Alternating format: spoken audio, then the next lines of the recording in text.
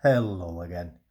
I've left it a little bit later to do a video today, simply because I've had a phone call this afternoon with I think they're called the Independent Case Examiner, and what they are is they're a department who deal with complaints against organisations like child maintenance, HMRC, I think pensions, that sort of thing.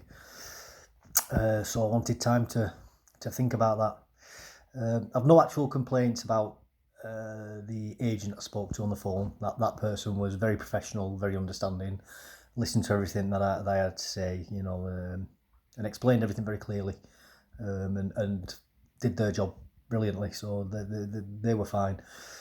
The issue that I do have though is the limitations of what they can actually achieve. You see, they can only investigate what is in the letter that child maintenance sent to my MP. And by the way, I recommend anybody who's struggling with things like child maintenance is to contact your MP. Definitely contact your MP. Write everything down. Keep the best record you can. Your MP can recommend you to, I think it's the Ombudsman. I don't know if they can recommend you to ICE though. I don't think they can.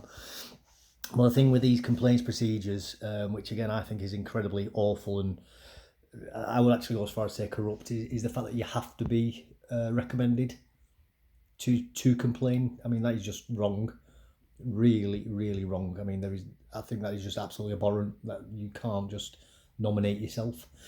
Secondly, and this is a massive problem that I have with this ICE process. Again, not with the people who work there, but with the actual limitations of the bureaucracy around what they do, is they can only investigate what the complaint, what the organisation is that you want to complain about. So in my case, I have a laundry list of massive issues against child maintenance, but they've chosen not to include the overwhelming majority of those. And it would kind of be like if you were, I guess, going out to court for, say, shoplifting, and the prosecution could only use evidence that your solicitor or lawyer decided to include. It just makes no sense.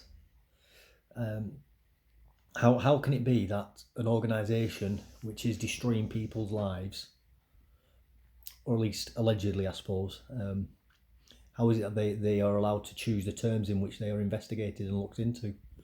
I remember when I served in the army, made very clear to us that if we engaged in war crimes, or even if we witnessed or knew about war crimes happening, and we didn't say anything, we would go to prison if found out. Obviously, if you were ordered to commit a war crime and you agreed to it, you could not say, "Oh, I was ordered to do that," and there would be an outside body that would investigate you, whether it be civilian police or military police. You wouldn't get to set the terms of the investigation.